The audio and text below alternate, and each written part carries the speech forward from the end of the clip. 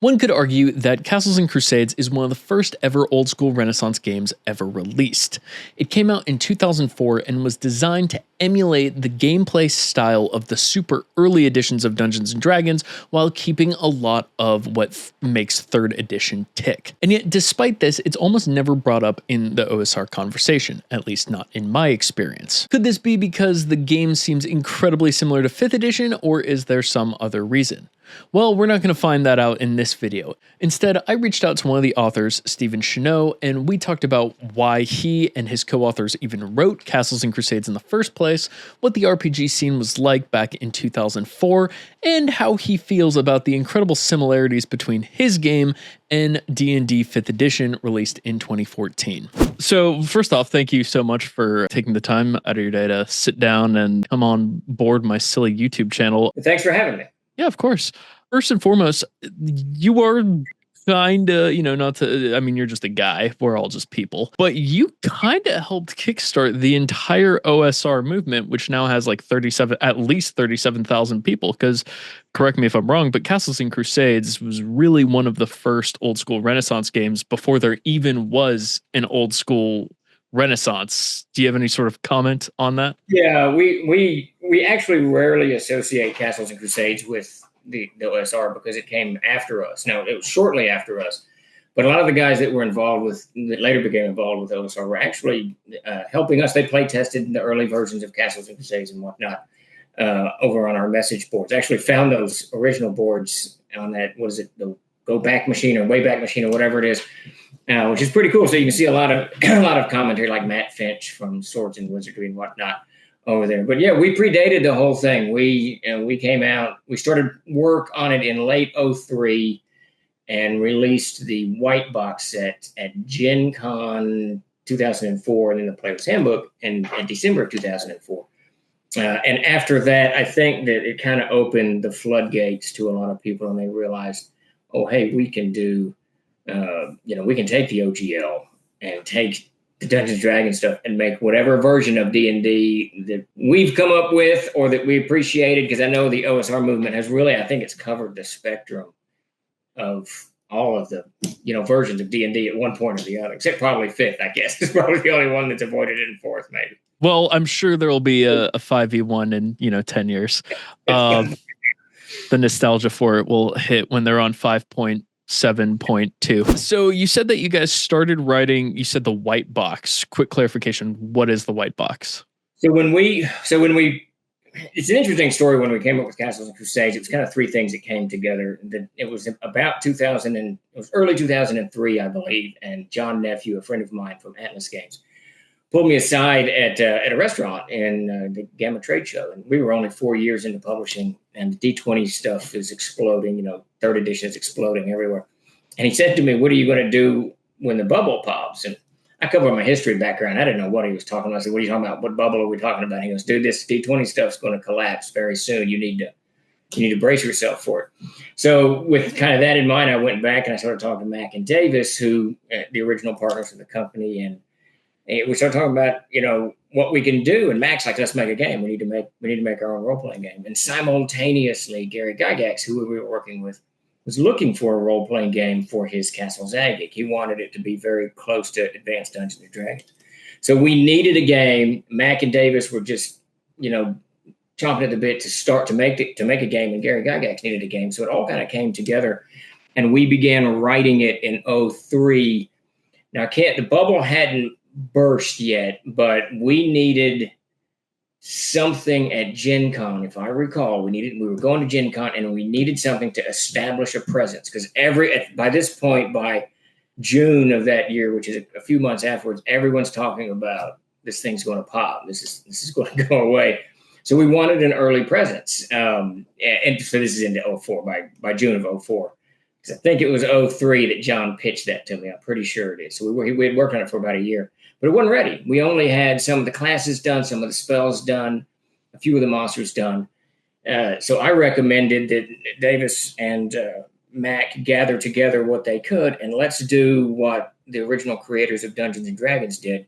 Let's create a small, white box I think it's 8.5 by 9 or no, 6 by 9, I think. and let's build it exactly like they did, back in 1974, I guess, whenever that came out.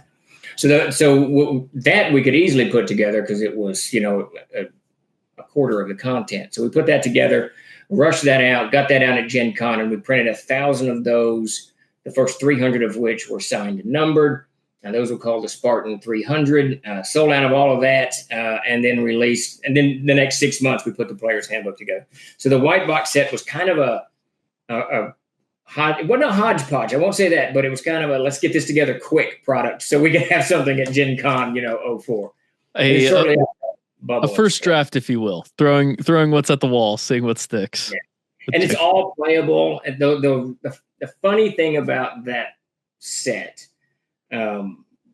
Mac had made a joke in the fighter, and I can't remember now what the joke was. It said something about his ass, and he left it in parentheticals. And the first 100 of those, I didn't catch it. So they were printed and shipped before, that put an end to all jokes in manuscripts. That's the super duper collector's copy. Yeah, exactly. I'm always terrified before I send an email. I don't even put jokes like that in my business emails, but I'm always so paranoid that I have something like that. I'll be like, no. Well, my brother's the worst. He does a lot of writing for us. My middle name is Kent, and that's what he calls me. And he'll make notes to me in the manuscripts. He goes, Kent, finish this, or Kent, this, whatever. So we have to do a search for my name in there to see if he's left us some kind of note to address. I mean, that makes it a little easier for you, though, especially with word processors. You just have a little Control F and much easier than it was. Yeah. You mentioned the bubble. Can you explain a little bit what that is and what that environment was like? Yeah, so it's actually 25 years for us. It's 20 years for Castles and Crusades. We founded the company in 1999. So I guess now I wasn't too familiar with what came before. First edition, second edition. I played AD&D, and then second edition is doing its thing. But I know that D&D was really kind of on the outs. It was very, very far on the periphery of the hobby industry.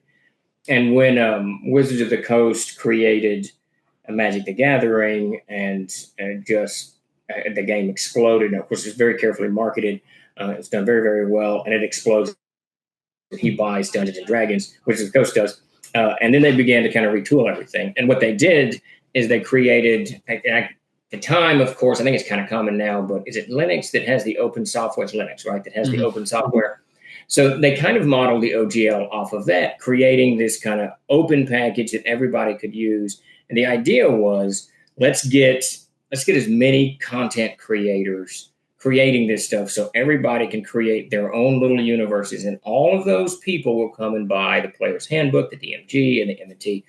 And it worked brilliantly. They launched in 2000, August 2000, and that's when we debuted in 2000, August, Gen Con 2000. That's probably June, July, whatever. But there's two other companies, Atlas Games and Necromancer Games, that debuted there as well. Now, TLG didn't have early access to the open gaming license. That came a couple of months later. But because Mac Golden, our partner, he was part of the conversations that created the OGL, he knew it was coming. So we created content that was very, very similar to third edition. So we got picked up by distributors almost immediately. Right there at Gen Con, we got distribution and dove into it. So there's really three companies at the outset: Necromancer Games, us, and Atlas Games. Now that changed. The nature of that changed so fast, it was mind-numbing. Companies started jumping. Big companies and small companies began creating D&D. And throughout 2000 and into 2001, it just exploded. There were so many content creators. And third edition was a very, very good game. Wizards of the Coast did a fantastic job marketing it. It's not my style of game, but it was a very good game. And I think it brought a huge number of players back to the table who hadn't, looked at D&D in a while, and a whole bunch of new players, into the field. By 2003 or so, and this is where John Atlas, kind of pulled me aside. I'm going to mix the numbers up, but I think there was either 174 or 147 active publishers publishing D20 material, which was just nuts. And some companies like Mongoose was putting out 4 books a month, if I recall, which is insane. Now, we weren't hitting anything like that. We were hitting 6 to 8 a year maybe. And we actually very quickly shifted away from doing only D20 to doing Gary Gygax. We're publishing a lot of Gygax material. And that kind of became it was a very good thing for us. So the market just starts to grow wildly, and we're all seeing these gigantic orders just pouring in and pouring out. But there began to be signals that the customers, the fans, the D&D players were beginning to get a little exhausted. We were getting, just commentary on message boards and whatnot. There's too many games. There's too many prestige classes. I can't keep up. My players have more books at the table than I do. And then we started seeing DMs saying things like, I won't allow anyone to have a book at the table that I don't own. So you could just see this fatigue building, and it was a lot. I mean, it was absolutely nuts. And then when you couple that with third edition's rather relatively slow combat mechanic, it bogged the games down very, very, very quickly. I abandoned playing third edition early on and went back to Advanced Dungeons & Dragons. This is before Castles and Crusades. So the market is just absolutely, it's oversaturated. And it was like overnight. I mean, it was absolutely crazy. I remember we had written a book called The Book of Familiars for third edition. And in the midst of us finishing that up, Wizards of the Coast released their updated Player's Handbook, which come to be called 3.5. So then we had to pull Book of Familiars and rewrite it for 3.5. So we pulled it, rewrote it for 3.5. And then we got pre-orders in from the distributors, and those pre-orders are kind of locked in. So, but from the retailer level, they weren't locked in. So right in the midst of all of that Book of Familiars mess that we're dealing with, the market just collapsed. It collapsed. It seems in my memory like it was overnight. About 90 days, it went from selling thousands to selling hundreds, because the retailers just stopped ordering stuff. They just flat stopped. And then distributors were stuck with deep orders that some could return, some couldn't return. Because we were built on like a 9-month cycle, the first 90 days being insanely important, and the next, 6 months after that being really important.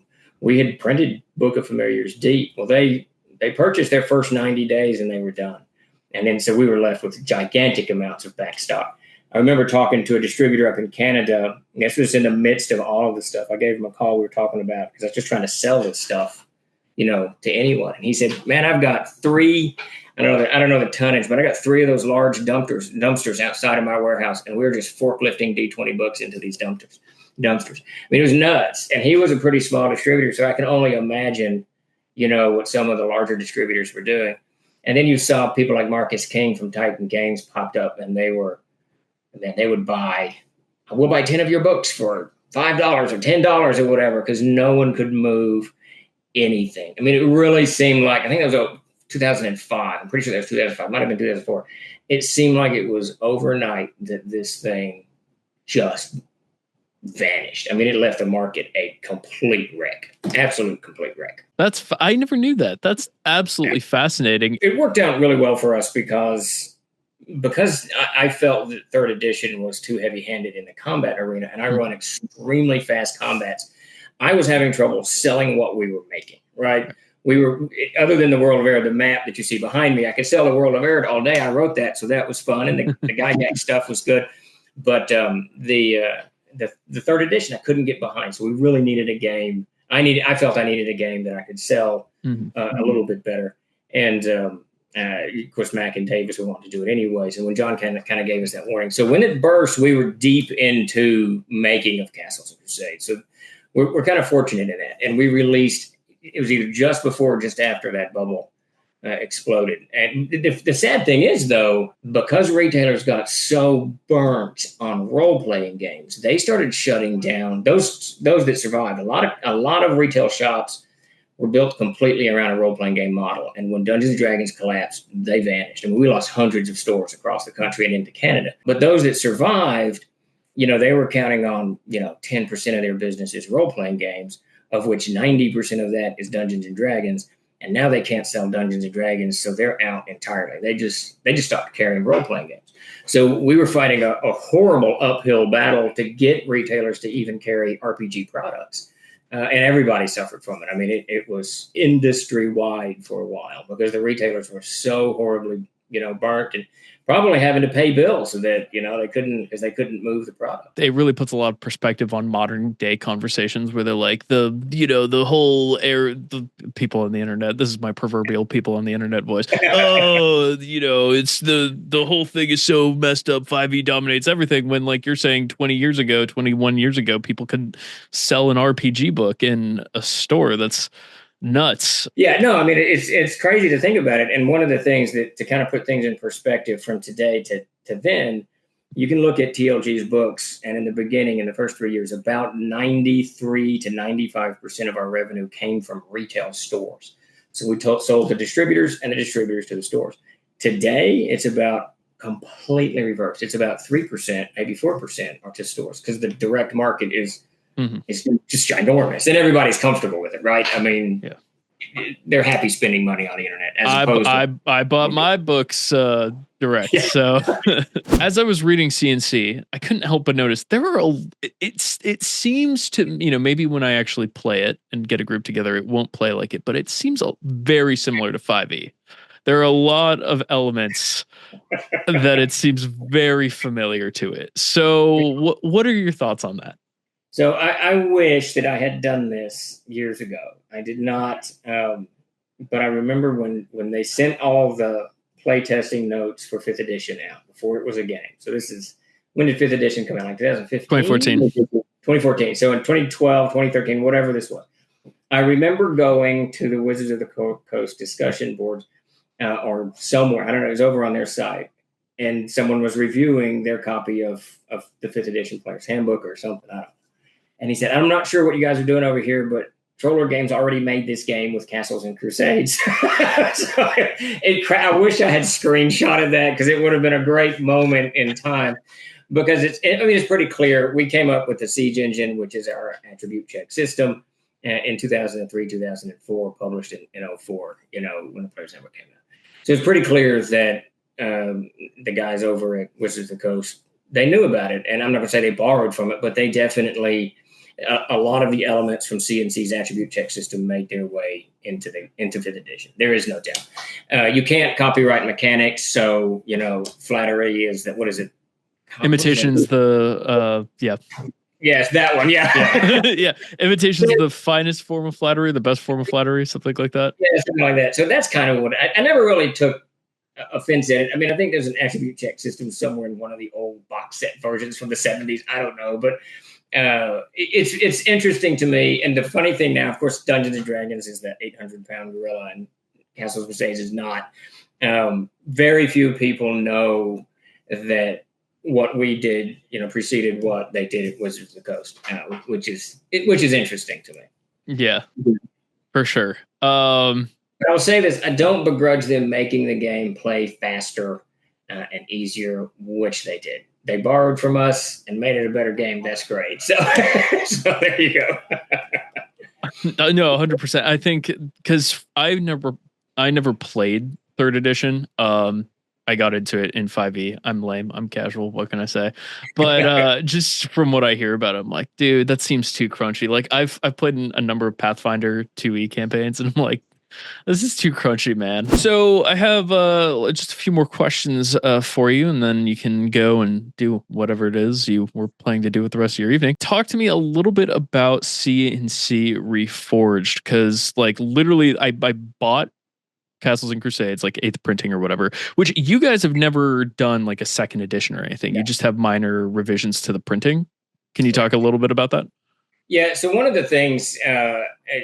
one of our concerns going way back when we created Castles and Crusades, because we lived through, 3rd edition, and even in 3rd edition, we had people talking about, I only play 2nd edition, or I only play AD, and the edition wars. I don't know if you've heard of that, but I have. Yeah, so the edition wars were just nuts to me. Just play whatever game you want to play, man. It's all good. But and then when 4th edition is of course obviously it's coming, and we knew it was coming. We could see what was happening with customer bases. They were being split all over the place. And it was a concern of ours that we don't want people playing this version of CNC and this version of CNC. Mm-hmm. And then we've got to abandon these guys, who have been with us for 10 years to do this. We're very concerned about that. We kind of look at the whole thing as a community, as a family, as a group. We're all at the same table. We're all playing the same game, and that's what we want. That's what we want to carry forward. And as soon as you start putting, walls between that, it stops. People are going to have their favorite, or they're going to be whatever. So very, very early on, we said, okay, this is the game, and we're not going to change the game. Any changes we make will be, cosmetic, editing, whatever, new art, new layout, and with occasionally fixes here if something is broken. So we did one overhaul. I want to say it was the 4th printing. But the only thing that was overhauled was the Barbarian was rewritten, and the names for the monk class abilities were changed from, kind of karate and martial arts type names to more generalized names. Because we wanted people to understand that if you play a monk, it's just someone who's using their body as a weapon. However, you can be an Irish pugilist. We don't care. You don't need to. So the key strike didn't fit, right? So we just, the abilities stay the exact same. We just changed the names of it. And we added, I think, 40 spells.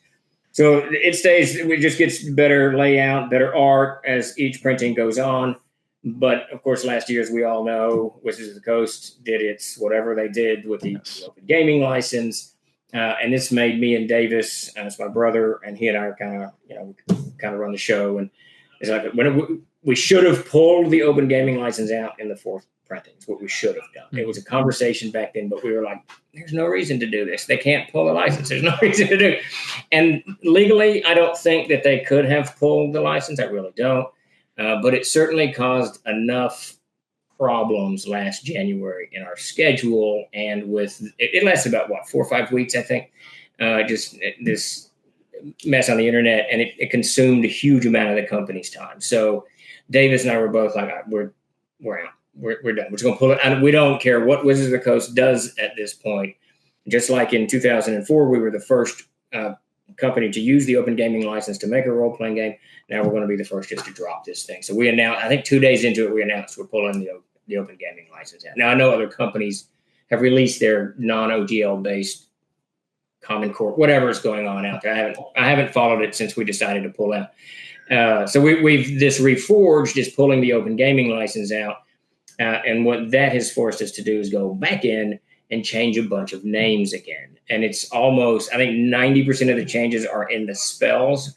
We had to change about 20% of the spell names. And I want to say probably about 20% of the monster names had to be changed as well, because anything that I was a little bit in a gray area, we just changed it, give it a new name. Same monster, same spell, does the same thing. Magic Missile is now called Magi's Missile. So it's, the changes are cosmetic. So we called it Reforged to let folks know that this was something big that we were doing. So at least they'd come and say, oh, but if you're running a 5th printing book or a 2nd printing book, you're still going to be able to play, at the table with someone with a 10th printing, which is what this one is. And we're just I'm always concerned about just abandoning people who have been, with us for a very, very long time. And we just don't want to do it. So we just keep making printings, and, you grab it and play it. You're good to go. There might be a little bit of cosmetic changes, but game stays the same. I love that philosophy of you don't want to leave anyone behind with like a new edition or anything. That's like such a cool philosophy. Well, it's kind of odd to me. I think, I don't know, there's so many, there's 5 editions plus 3.5, and then all those box sets that came out in the 70s and the early 80s. And I don't even know. Yeah. I was playing then. I started playing in 75, and I don't know what those things are. I have no idea. The expert set, I think. I can't remember. The pink box, a blue box, I don't know, whatever. and it seems that we're all playing the same game, kind of. I don't know. It just was odd. We all need to just be, playing Castles and Crusades. We all need to be doing. Right. There's like almost not, as many of my commenters say when I talk about a D20 game, they're all basically the same game anyway. Anything else you'd love to tell the class? I would just invite everybody to come join us on Discord or Instagram or TikTok or wherever, you like to hang out on the social media. We're pretty much everywhere. Grace has us all over the place, and, keeping us posted everywhere and responding. So wherever you're comfortable, come join us. We love anyone. Yeah, everyone's welcome, and we love the conversation. We found that the more people you get in there yakking, the more ideas we all give each other to kill characters or survive killer DMs, whatever it is. Well, Stephen, thank you so much again. This has been a lot of fun. Well, thanks again for having me. If you thoroughly enjoyed this video and want to see some of my other work, you should click right here and see whatever it is that YouTube recommends for you. And thank you so much for watching.